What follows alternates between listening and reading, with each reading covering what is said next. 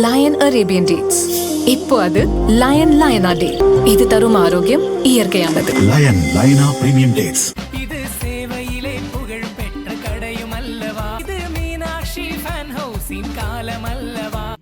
பிரதமர் மோடியின் வீடியோவை நீக்கிய விவகாரம் மற்றும் டீப் ஃபேக் உள்ளிட்ட பிரச்சினைகள் தொடர்பாக மெட்டா நிறுவனத்துக்கும் மத்திய அரசுக்கும் இடையேயான ஆலோசனைகள் தொடர்ந்து நடைபெற்று வருகின்றன.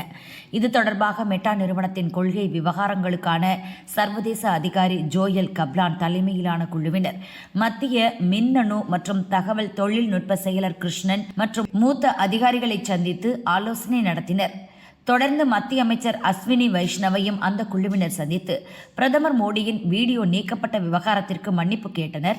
மேலும் இந்திய சட்டங்களுக்கு இணங்குவது தொடர்பாகவும் ஆலோசனை நடத்தினர். இந்த சந்திப்பு குறித்து மத்திய அரசு வட்டாரங்கள் கூறியதாவது: குழந்தைகளை பாலியல் ரீதியாக துஷ்பிரயோகம் செய்யும் உள்ளடக்கங்கள், டீப் ஃபேக் வீடியோக்கள் உள்ளிட்டவற்றை தடுப்பதற்கான நடவடிக்கைகள் குறித்து மத்திய அரசு மெட்டா நிறுவனத்திடம் விளக்கம் கேட்டுள்ளது. மேலும் மெட்டாவின் அல்காரிதம், உள்ளடக்க மதிப்பீட்டு நடைமுறை, சட்ட இணக்க செயல்பாடுகள், கண்காணிப்பு முறைகள் மற்றும் பாதுகாப்பு நடவடிக்கைகள் குறித்த விவரங்களையும் அரசு கோரியுள்ளது.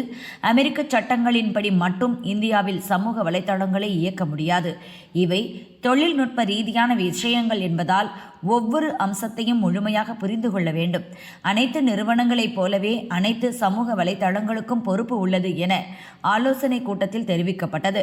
இது தொடர்பாக தொடர்ந்து பேச்சுவார்த்தை நடத்தப்படும் என மத்திய அரசு வட்டாரங்கள் தெரிவித்தன.